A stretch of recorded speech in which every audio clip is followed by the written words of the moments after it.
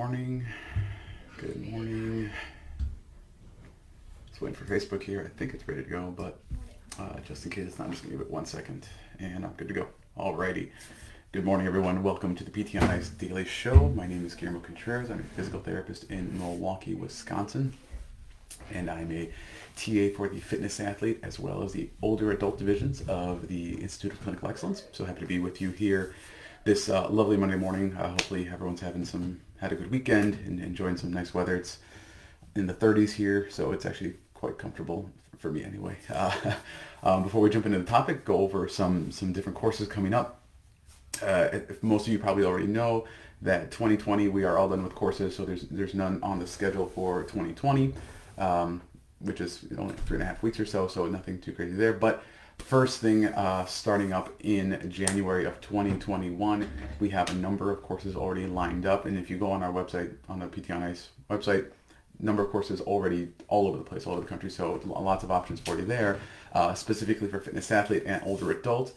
January 16th and January 30th, both courses are traveling, so if you've been looking to jump into a live fitness athlete or a live older adult, modern management, the older adult course, we're going to be in Arizona and Florida on the 16th and the 30th for fitness athlete, and then older adult will be in Oklahoma on the 16th and Arkansas for the 30th.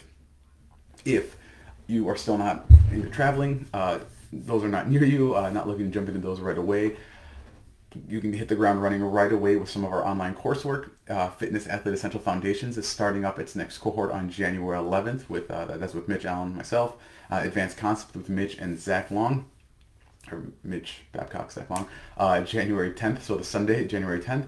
Modern Management the Older Adult Essential Foundations is Wednesday, January 6th. So that's when they start their next cohort, right at the beginning of the year. And then for those who have taken Essential Foundations, done a live course, want to dive even more into how to better serve the older adult, Advanced Concepts of Modern Management the Older Adult is on January 13th is when their next cohort starts up. So be on the lookout. 2021, hit the ground running with some awesome coursework, online or in person. We're all over the country, already getting courses set up everywhere. So jump on the site, find a course that's near you, and I highly recommend jumping on and getting to one of those if you can. So the topic at hand today is, I would call it a wheelhouse topic for me. We're discussing the deadlift, a movement for everybody, or everybody. I think I did a typo when I did the announcement last night, but it's a movement that we talk about a lot, not only in fitness athlete, but in modern management the older adult. And if you've taken any of the spine courses, we talk about the deadlift there. If you've taken persistent pain management, Justin jumps into it there as well. It's a movement that no matter which course you take in fitness, in the clinical management of fitness in ICE, you're going to hear about the deadlift. You're going to hear about the ability that it has to help with low back pain, with improving functional outcomes, with improving overall level of independence. It's just like a Swiss Army knife of movements. And for those who are probably not 100% familiar, right, the deadlift is a movement in which we take a load from the ground right in front of our center of mass, lift it up, and bring it up to our hips. Traditionally done with a barbell, but can be done with kettlebells, can be done with dumbbells, it can be done with a box, variety of different ways. In life, the life application for the deadlift is it's lifting anything from the ground to our hips. So even you have children, right? Picking your child up from the ground to your shoulder, picking your grandchild up from the ground, picking up a heavy laundry basket, taking out the trash, picking up all the grocery bags in one trip and taking them inside, all of them incorporate the deadlift in some way. And in fitness, right, that is the ultimate goal. You want to do all your groceries in one trip, you don't want to do multiple trips. So that's why we train in fitness, other than all the other health benefits and such. But that is what the deadlift is primarily, right? That is how we can apply it to life. And why it's so important that we all know it, understand it, and can use it in the clinic for our patients. When we look at the science behind the deadlift, and I'm just going to jump into it quickly before I go into some more practical things for how we can use it in the clinic today, right? A study, the Berglund study is what I know it as, looked at two groups of individuals, all of them with low back pain. One group got low-load motor control exercises that were based completely on the evaluation, the physical exam, as well as patient-described difficulties they were having with activity. So they were given like stabilization exercises, kind of functional movement things, everything like that. Group number two got deadlifting, right? They got high load deadlifting, progressive overload, increased reps or increased weight, decreased reps. They got a progressive cycle, right? I believe it was 6 to 8 weeks was a study here. What they found after that study is that whether you were a part of the low load motor control group or the high load, just straight up deadlift, both groups had a significant reduction in low back pain. There was no difference between the two groups. They both got better. So you can do the low load stuff, you can do the heavy deadlifting stuff, and you're going to improve in your back pain. Just got to make sure this didn't just turn off. I have no idea what I did. I apologize for that. There's no difference between the groups, right? And then you go back into 2014, another study came out that showed it was looking at stabilization exercises for low back pain. And what it showed was that stabilization exercises were no more effective, or just not more effective long term than any other mode of exercise, right? So we can do stabilization exercises. There's nothing wrong with them. But if we don't progress them, maybe to using some heavy deadlifting, some loaded exercises, something to help improve overall functional capacity, we're really missing the mark. And unfortunately, I think that's what happens a lot of time in the rehab profession, or I guess in physical therapy, right? We do the right things, we get people out of pain, we help people, we do all the right things. But more often, we see these people continue to come back into our clinic, right? They go home, they do something, all of a sudden, boom, they're back in again. They get better, they go home, maybe they continue the exercise program, they come back in, we have to reiterate the same things. What if we did something different? What if we added in something that could not only improve their pain, improve their function, but improve overall resilience, improve overall functional capacity, improve their tissue, this robustness, so they can handle and take on the stresses of day-to-day life, of picking up heavy things off the ground, of carrying things, of getting on the ground with their kids without worrying about their back, their hips, or anything like that causing pain. And if we know, if evidence shows that you can do stabilization or you can do heavy deadlifting, you can do either one, and it's both going to improve pain, they're both going to improve function, why would we not do both, right? And not or. Do the motor control stuff, right? Help them understand midline control, help them understand stabilization, all those things, neutral spine, and give them a heavy kettlebell. Pick it up from the ground. Progressively overload their hips, their low back, their upper back, their hamstrings, right? Progressively overload all those tissues so that at the end of the day, they are 100% confident that they can pick something off the ground. They feel confident. They are confident in that movement, and you're not worried about anything, and they're not worried, right? They have this confidence like, oh, this is a 40-pound bag of dirt so I can go garden. I'm not worried about it. I can pick it up, move it over, and then dump it. I'm not worried because I know my back is strong enough, because when I was in therapy with Guillermo, he had me doing 75-pound RDLs for sets of 12, and that was not a problem. So this 40-pound bag one time is not going to be an issue for me either. So that's just kind of the background behind it, why we need to do it. The question now, the practical part is, where do we start? Honestly, I truly believe that it needs to start with ourselves. Am I saying you have to go out and learn to deadlift 800, 900 pounds, 600 pounds? No, absolutely not. Right? No, that's not for everybody. It's not in everyone's desire or wheelhouse. I'm saying that we, as therapists, we need to, quote unquote, be about it, right? Hashtag be about it is a big thing that ICE is about. We need to deadlift. We need to understand the movement. We need to understand the demands of the movement. We need to know what it feels like, how to overload it, what it feels like to have that really heavy weight, what cues really work well for us to understand how to move properly, what ways we can regress it and progress it, and where to even start. If we don't have an understanding ourselves of how to do these movements, how to do these activities, how to do these exercises, how can we just say like, hey, go do this exercise. Yeah, that looks about right. Do you feeling it here? Okay, cool. And they're like, oh, I'm feeling it in my low back. And you're like, oh, you know what? Let's stop. When in fact, feeling your low back is pretty common, right? Your back is still working. The low back is still part of that pattern. It's still stabilizing. It's still contracting and holding that position there. It works very, very hard, but that's not a bad thing. And if immediately when we hear like, oh, my back, it feels kind of, I feel in my low back, and we just say, oh, hold on, that's not supposed to be there, we're missing the mark a little bit as well too. That's different than saying like, oh, it feels like someone's stabbing my low back. It's very painful. Different than that. I'm saying muscle soreness, right? It's working my low back. It's working my glutes, my hamstrings. I'm feeling it in my shoulders. I'm squeezing here. I'm feeling that too.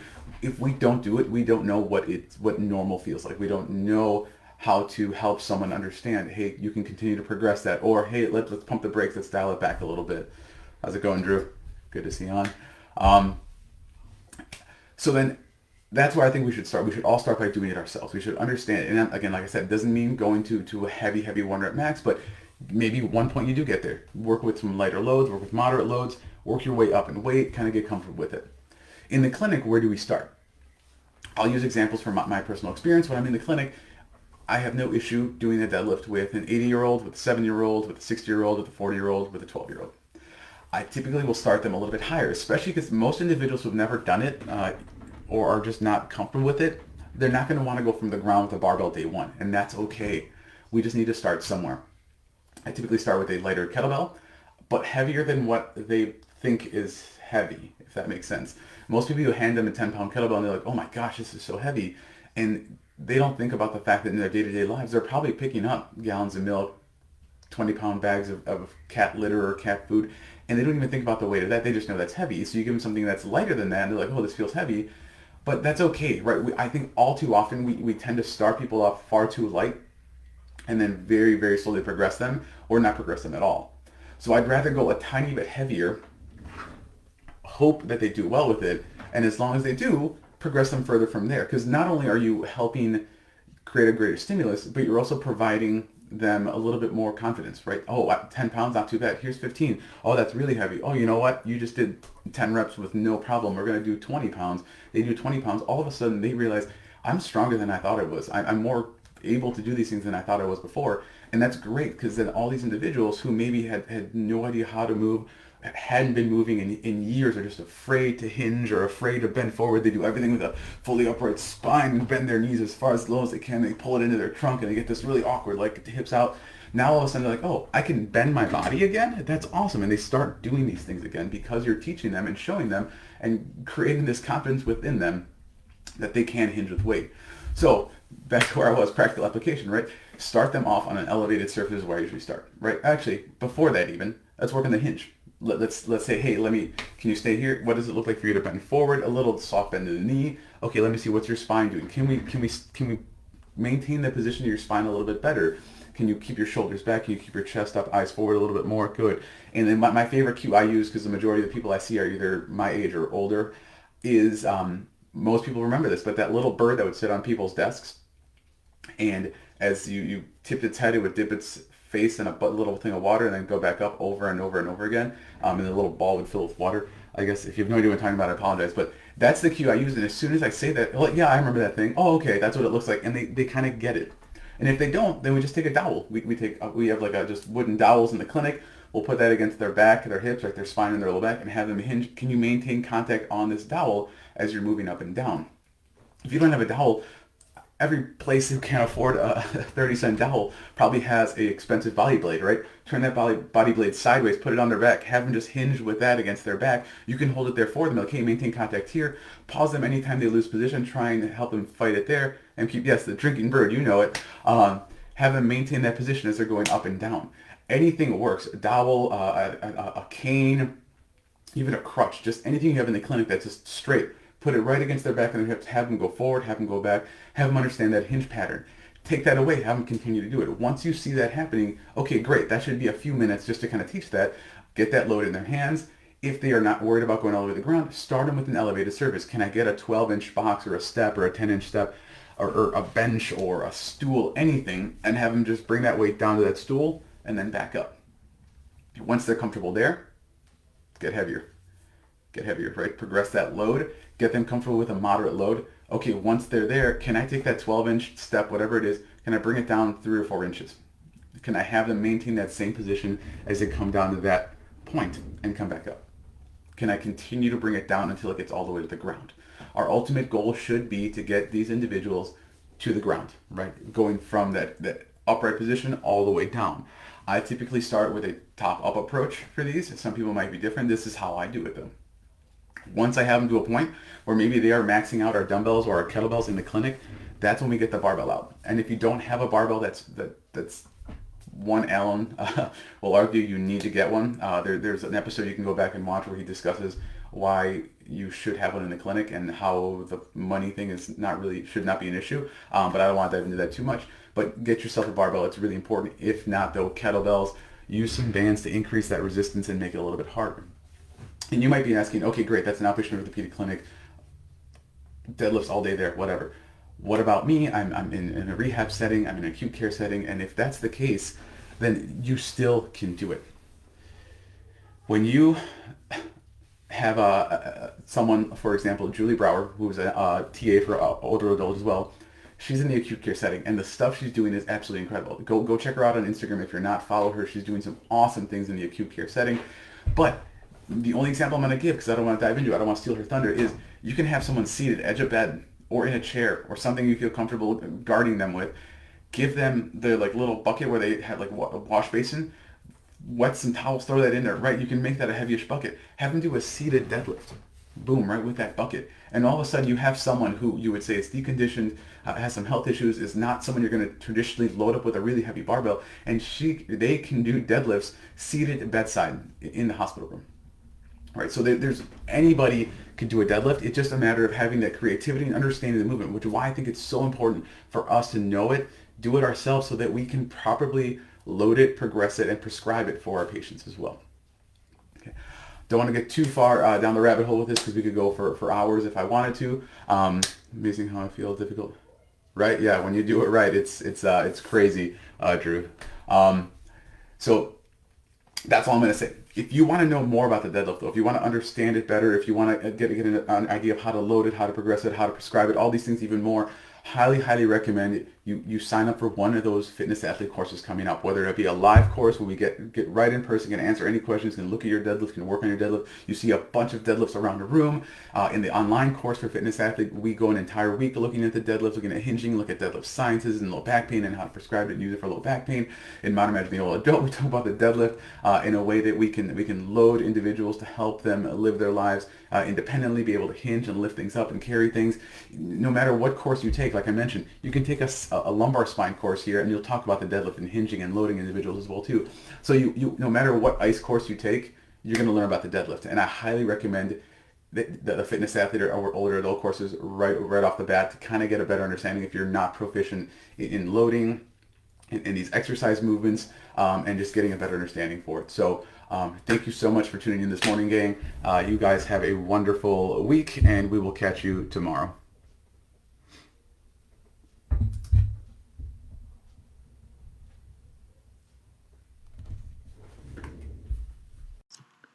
Hey, thanks for tuning in to the PT on Ice Daily Show. If you enjoyed this content, head on over to iTunes and leave us a review. And be sure to check us out on Facebook and Instagram at the Institute of Clinical Excellence. If you're interested in getting plugged into more ICE content on a weekly basis while earning CEUs from home, check out our virtual ICE online mentorship program at ptonice.com. While you're there, sign up for our Hump Day Hustling newsletter for a free email every Wednesday morning with our top 5 research articles and social media posts that we think are worth reading. Head over to ptonice.com and scroll to the bottom of the page to sign up.